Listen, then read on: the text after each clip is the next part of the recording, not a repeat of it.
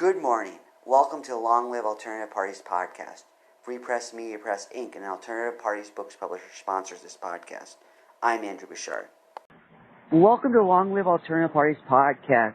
Today, friends, we have another exciting guest on our podcast. This is an organization, a movement called Equal Voice Voting, and they're going to share some innovative ideas with us today. So welcome to the podcast. Well, thank you, Andrew. I appreciate being on. If we get started by you kindly giving us an introduction to yourself, a brief biographical sketch. Sure. My name is Jerry Spriggs. Okay. I have studied the Electoral College for a couple of decades now, and it started out as kind of a hobby because I like to design board games and so on. I looked at the Electoral College map, the blue and red state map, and I thought, there's a lot of people that are not being represented when we vote. And at first I blamed it on the Electoral College, and I dug into its history and how we got here and all that sort of thing. And I realized kind of early on that the Electoral College is actually a very ingenious idea. Now, that's not a popular view. I get that. No. But it's really a problematic way we manage our votes going into the Electoral College. For example, one of the major problems is what we call the winner takes all aspect on a state-by-state basis. And whenever we do that, we disenfranchise a large proportion of the voters. I went back and I analyzed the last 16 elections, starting in 1960 through 2020, and I found on an average over those 16 elections that we disenfranchised something like 48% of the voters' ballots for the president. In the last election, for example, over 69 million votes never made it to the Electoral College because of the way we misused the management. That is not in keeping with what our constitutional framers had intended. They wanted a proportional voting basis, and we ignore that. And so we kind of abused the system.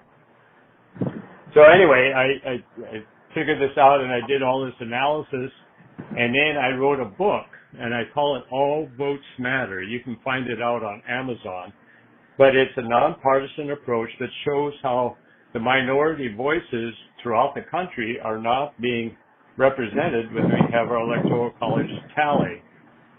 And so it becomes very problematic in that sense that whether you're a Republican or Democrat or a third party or whatever, if you're not in the majority in your state, your vote essentially does not matter for the president. That is, and that's very unfortunate. It's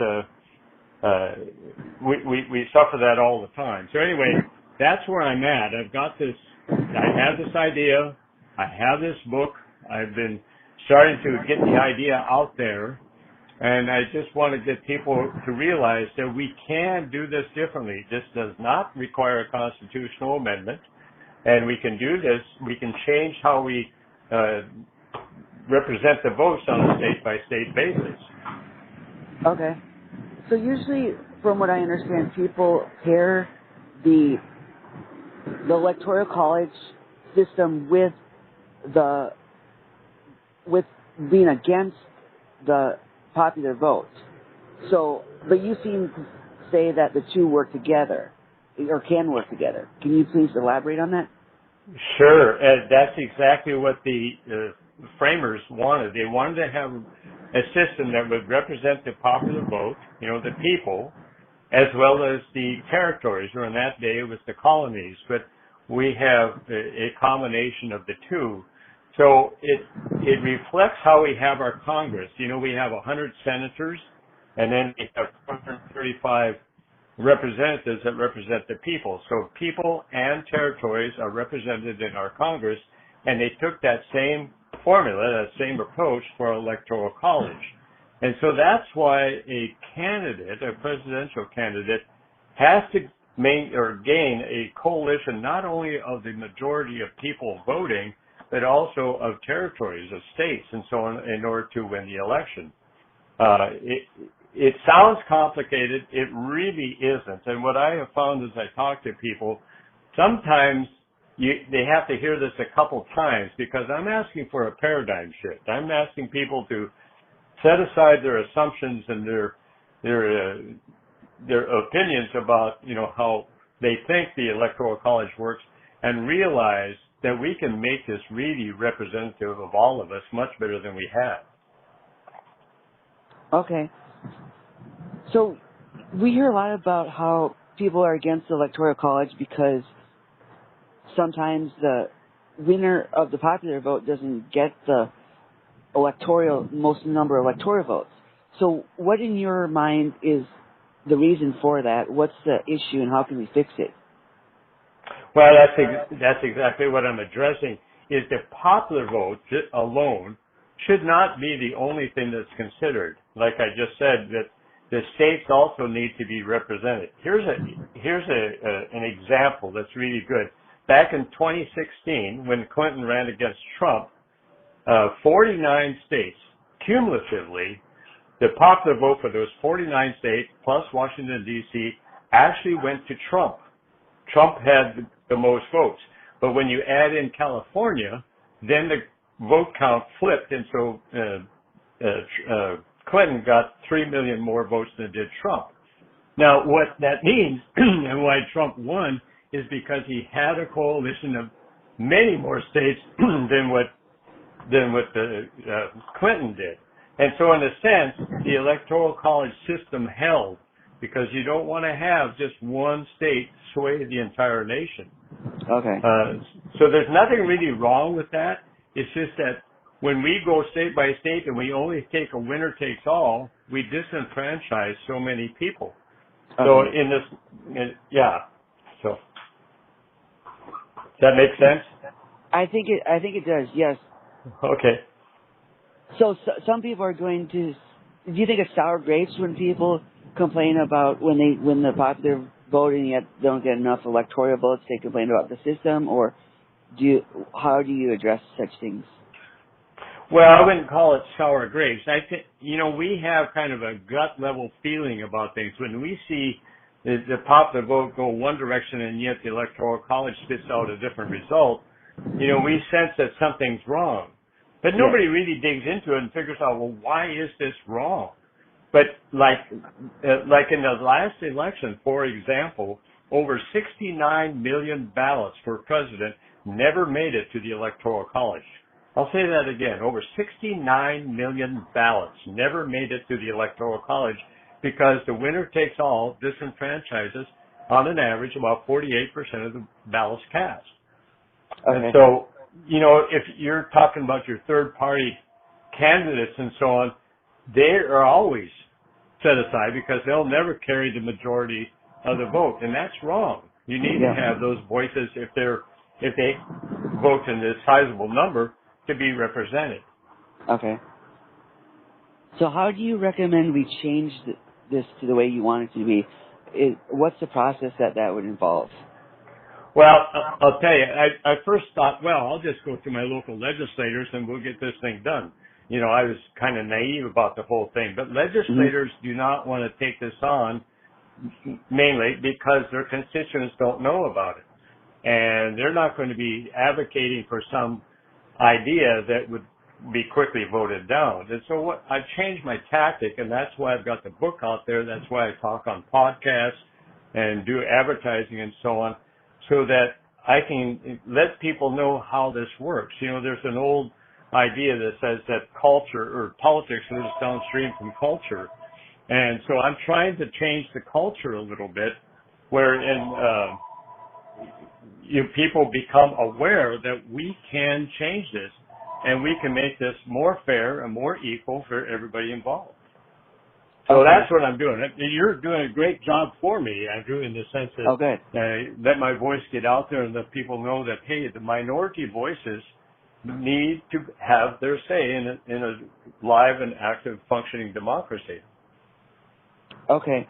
So your way of changing things is more of a subtle way through persuasion and information in getting the media, things like that? Well, right now it is. We can change this on a state-by-state basis. Like I said, does not require a constitutional amendment. Okay. So the state of Texas, for example, where you're sitting, it could adopt this if it so wanted to, if the people were so informed, and then the state would then be a blend of the different major voices. For example, in the last election, if they'd used my system, 18 of the electoral votes would have gone to the Democrat and 20 would have gone to the Republican. Texas is very much on the cusp that way. So you would have had, a split of the number of votes going in each way, which is a representative, a proportional representation, just as our constitutional framers desire.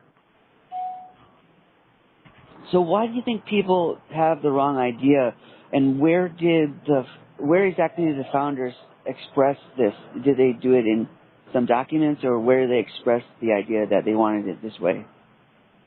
Well, it's in the Constitution, the way they put it together. But people have the wrong idea because we have habitually used the winner-take-all for a couple hundred years. Okay. And we just assume, well, this is the way it's done. And really, it doesn't have to be that way at all. Okay, so, yeah. So we just have to become aware that this is within our grasp to do something different. And we can change this if we get enough people to, put their head around it. It's amazing to me. I have talked to a lot of state legislators across the country who do not know how the Electoral College works. So if any of your listeners are saying, well, they don't really understand, don't feel bad. Most people don't. And it's not a complicated system at all, but it does take a little time to comprehend the history and the principles and that sort of thing. And that's why I put all of that in the book, to explain that history and the principles involved, and then showing what we can do to change it and what those effects would have been. Okay. So for our listeners, after an election, can you summarize what happens with Electoral College? So let's say 2024 election is over, and then the election night is over. So then what happens next with Electoral College? How does that run?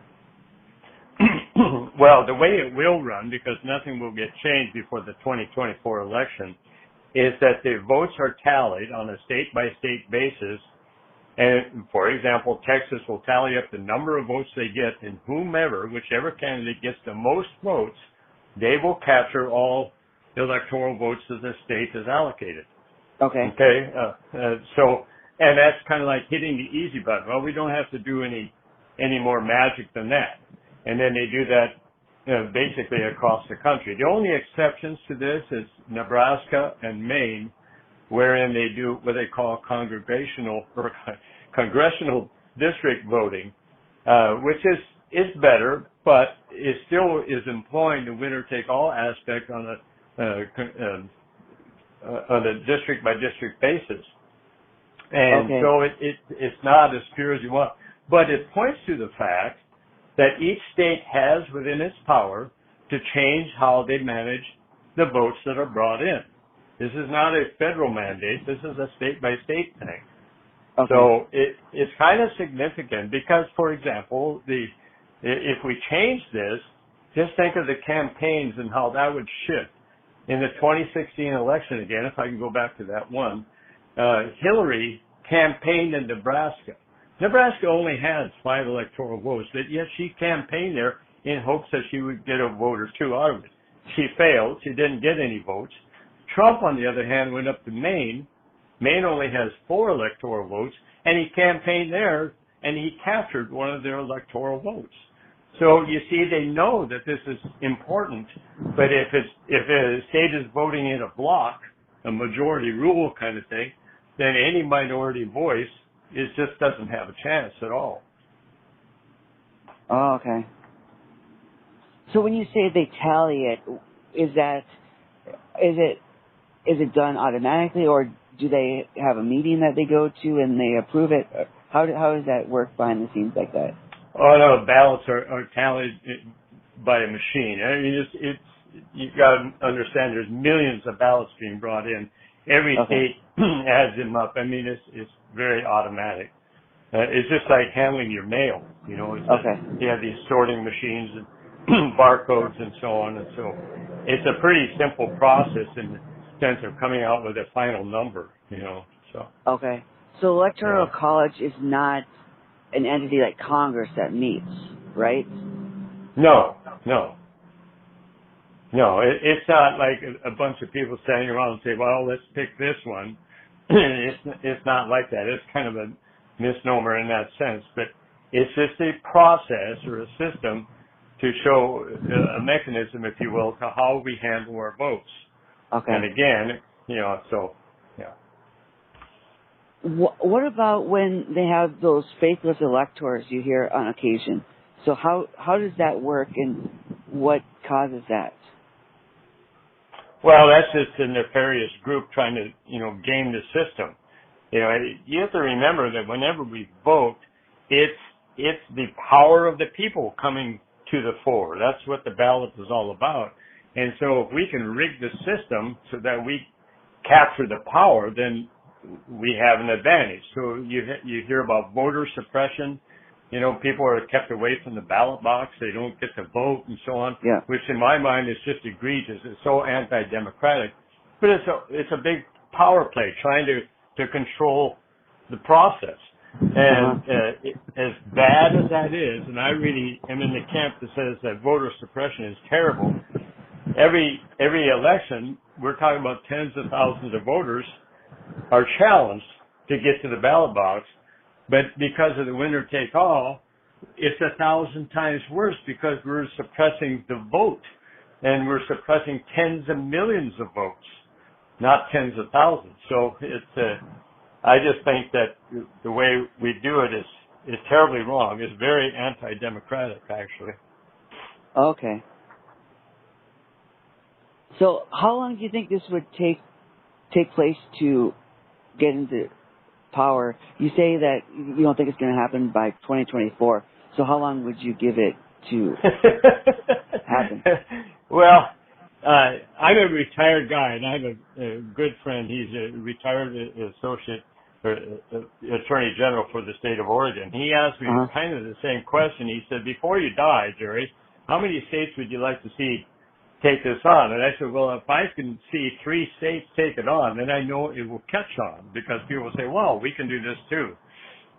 So right now I'm trying to get, a few dozen people to read the book. I mean, to get it started. So how long will this take?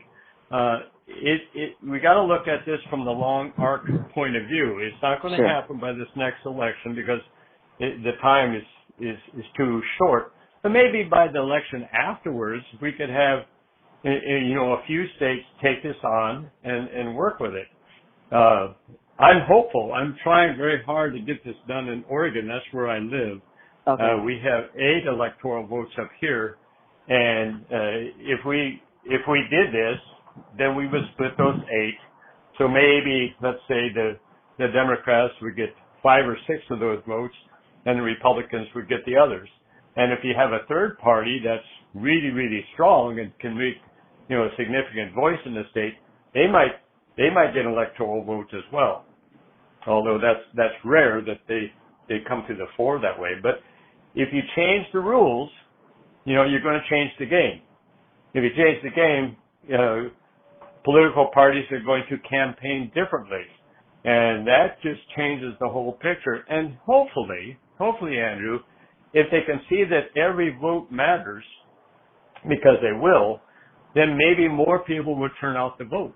There'd be more people engaged. One of the problems we have in this country is a low voter turnout. Well, that's within reason, because people say, my vote doesn't matter anyway, so why should I bother with any of it? And that's sad, because, our presidential elections are like the Super Bowl of elections, and just because their presidential ballot might not work or matter, their down ballot choices matter. And we lose that. We lose that sentiment. Okay, so what would happen if, say, an alternative party got 1 or 2 electoral votes?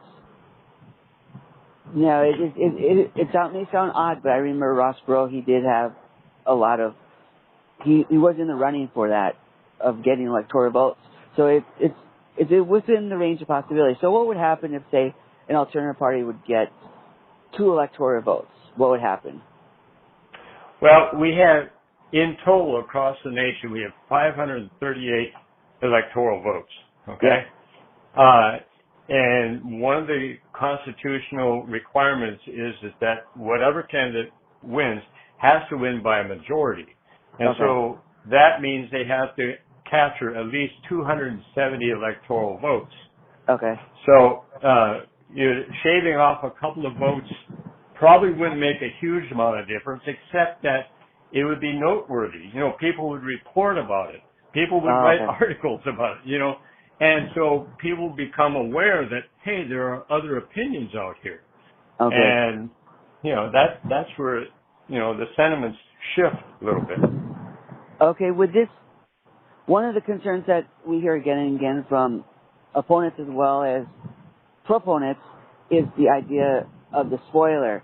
So would this get rid of the spoiler issue, or would that not pertain to this? No, it would not get rid of the spoiler issue.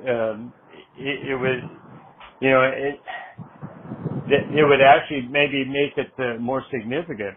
That's not altogether bad, you know, because like you're an advocate for third party voices, right? You know, to have, and so that would mean that they would be noted. Why are they voting different than the major political parties? Well, there's reasons, and so what are those reasons?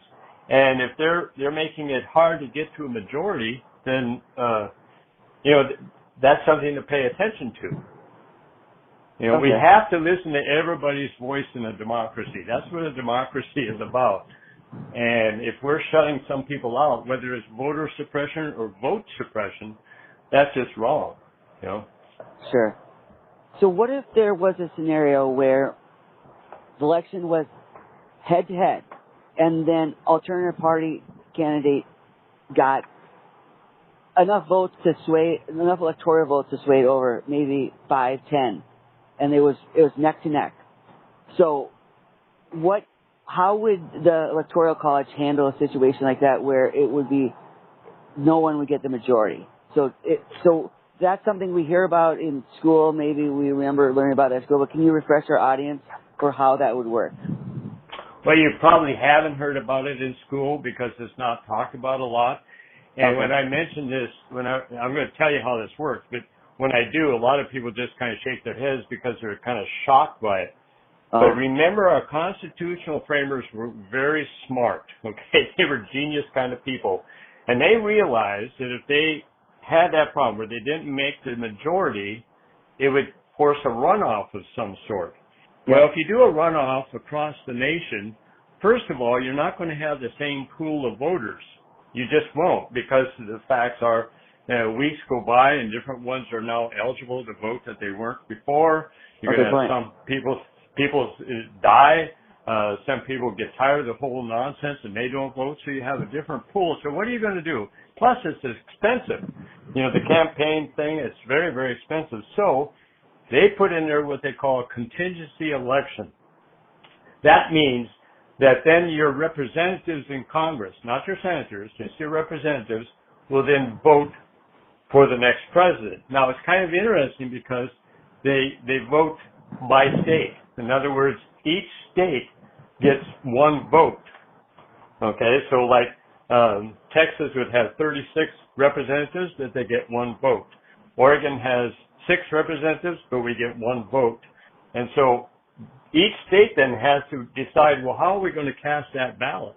And then within that House of Representatives, then they determine on a majority basis who wins the election. And they might have to do this 2, 3, 4 times, you know, and that could happen.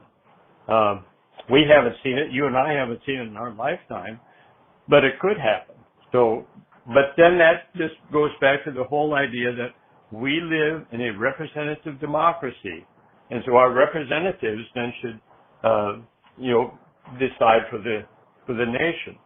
We also live in a republic, and a lot of people don't realize that each state is a sovereign territory. And we can't just ignore the middle states like we do with our elections today. So it would be awesome to have more every state matters rather than the overly strategic campaigning that we see these days. Exactly. Yes. Exactly. Every state should matter. All votes should matter. And without getting into the math, because I don't want to do that over the phone. People hate math. It's a 4-letter word, you know. But the formula I use means that every vote that's cast affects a factor, and so their vote matters. It's part of the process, if you will. You could vote for Santa Claus, and it would still nudge the machinery a little bit. So every vote, all votes matters. The title of my book, and I just encourage everybody to take a read at it. It's out on Amazon, Amazon.com. Okay, So, what's the full title of that book? Oh, you said All Votes Matter? Yes, that's it. All Votes Matter by Jerry Spriggs. Okay, All Votes Matter. And I wrote it as kind of a primer, if you will, because I go back into the history and I explain how we got to where we are, what the principles of the Electoral College is, how we mishandled it and what could be done differently. I even have a little piece in there about gerrymandering. So,